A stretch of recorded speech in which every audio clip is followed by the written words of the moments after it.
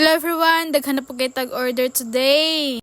Thank you so much Lord sa another nga adlaw, another nga kahago, ug another nga kapiskay nga panglawas.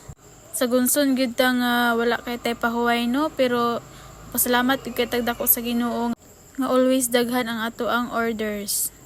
Pero nagpasalamat gihapon mi sa Ginoo nga naa mi rest day ugma pohon. So ugma pohon wala mi orders. So time na siya para mangumpra mi sa uban namong kumprahonon pagka next day nga orders na pod. So bahala og wala tay order ugma, at least makapahuway ang ato ang lawas kay lawas ba pod ang ato ang puhunan no.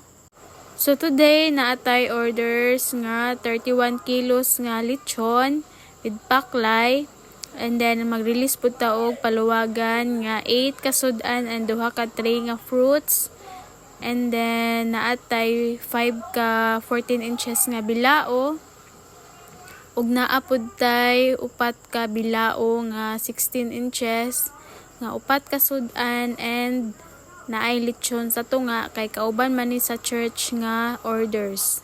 Kibali kaning lechon nga 31 kilos sa church namo ni nga orders, and naapod ni siya 4 ka tray nga sudan.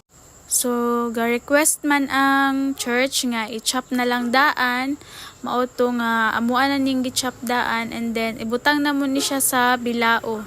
So ang 31 kilos naigo siya sa 4 ka 18 inches nga bilao.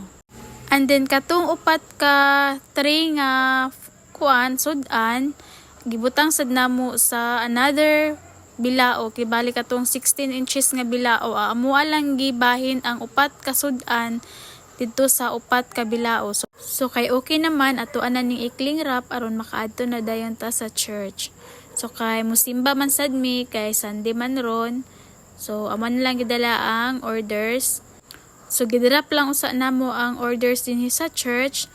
And then after, amo na dayon gi-deliver ang katong isa ka mini bilao dito sa dapit ra pod sa church. Isa ka mini bilao 550, and then gilaos na lang pod namo ang 2 ka mini bilao dito sa Libistro dapit kay plaredil naman ato ang orders tanan karon.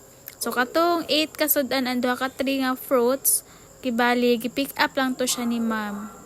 So after ato ni anhin na dayon mi sa church. So ang event namo karon is honoring of assigned pastors. So katong mga niagi nga pastors, amo ang gi-honor and gi-recognize today in celebration sa amo ang ika 100 years sa church karong November 24 pohon. So kay nahuman naman ang ato ang simba, it's time na ta para makauli and makarest na pod. So kami lang ang nakasakay ani kay ang amo ang mama is napabilin pa sa church, amo lang siyang balikan unya.